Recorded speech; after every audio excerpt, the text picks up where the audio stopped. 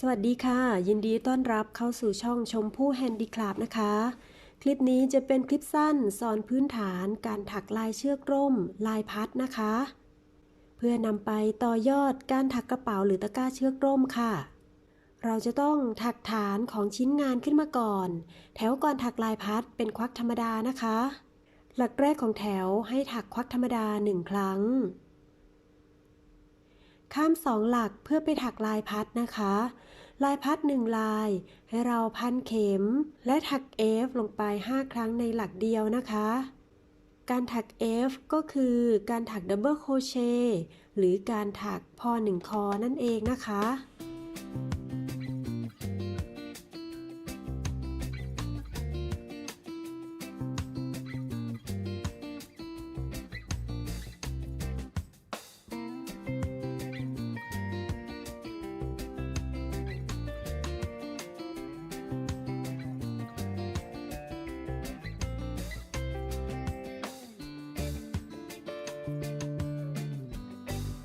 ถัก F ได้ครบ5 ครั้งก็จะได้รูปร่างคล้ายพัดนะคะ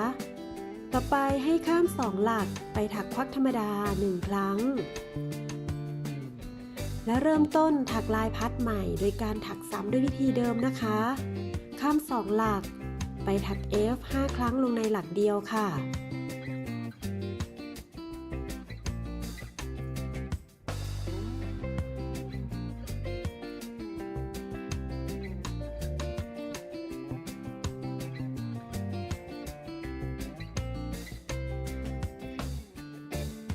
ได้ลายพัดลายที่2แล้วนะคะ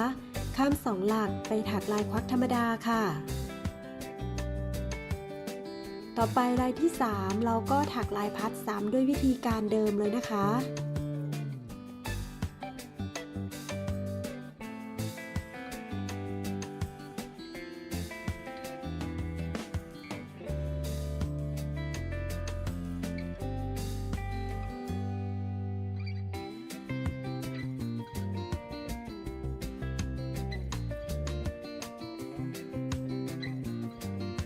ตอนนี้ได้ลายพัดออกมา3 ลายแล้วแต่ละลายก็จะประกอบด้วยการถัก F 5 ครั้งให้เราถักซ้ำในแพทเทิร์นนี้วนไปจนครบรอบแถวเลยนะคะเมื่อถักวนมาจนครบรอบแถวที่หลักสุดท้ายถักควักธรรมดาลงไปบนหลักแรกจากนั้นเปลี่ยนสีของไหมที่ตำแหน่งการถอดเข็มนะคะ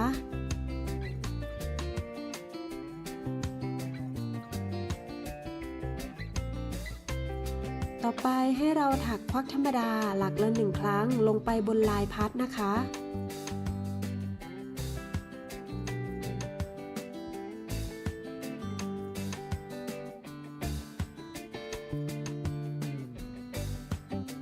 โดยใน1 หลักหรือ2 หลักแรกเราจะรวบเอาไหมอีกสีไปด้วยเพื่อฟิกตำแหน่งนะคะ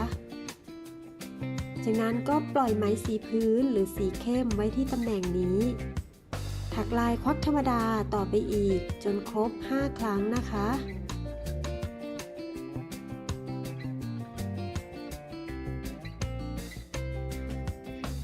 ต่อไปที่ตำแหน่งหลักควักธรรมดา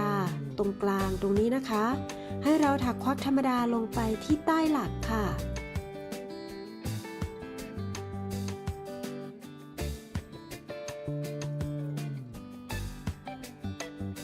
ลายพัดลายถัดไปก็ถักซ้ำในรูปแบบเดิมนะคะ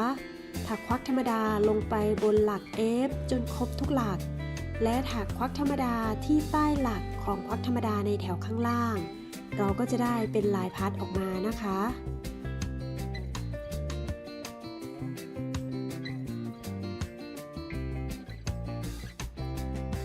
ตรงนี้ถือเป็นลายพัดช่วงลายที่1ลายพัดช่วงลายที่2นะคะลายพัดของเราจะประกอบด้วย2 สีก็คือสีเข้มที่เป็นตัวพัดและขอบที่เป็นสีขาวครีมตรงนี้ก็คือขอบที่เน้นให้ลายพัดออกมาชัดเจนนะคะลายพัดในแถวที่1ก็จะออกมาหน้าตาแบบนี้นะคะถักซ้ำในรูปแบบนี้วนไปจนครบรอบแถวต่อไปเมื่อเราจะถักลายพัดในแถวที่2นะคะ ควักธรรมดาหลักแรกของแถวจะต้องอยู่ตรงกลางของลายพัดของแถวข้างล่างตำแหน่งในการถัก F 5 ครั้งจะถักลงไปบนควักธรรมดาที่อยู่ตรงกลางระหว่างหลักซึ่งเป็นควักธรรมดาใต้หลักตำแหน่งนี้นะคะ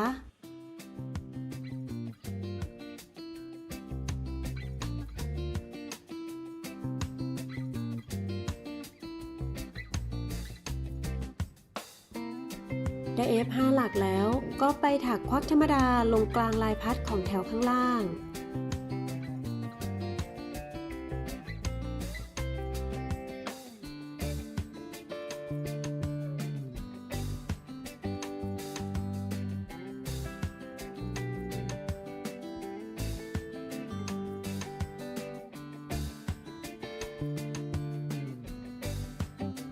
การถักในรูปแบบนี้จะทำให้ลายพัดในแถวถัดไป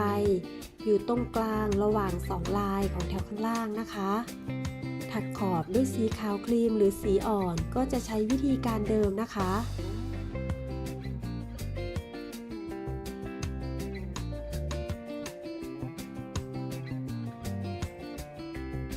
เราจะเห็นว่าลายพัดของแถวต่อไปจะอยู่ตรงกลางระหว่าง2ลายของแถวข้างล่างนะคะ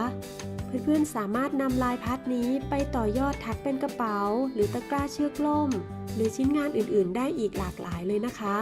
สำหรับคลิปนี้ก็นำมาฝากเพียงเท่านี้หวังว่าเพื่อนๆทุกท่านจะได้รับประโยชน์จากคลิปนี้นะคะเจอกันคลิปหน้าค่ะสวัสดีค่ะ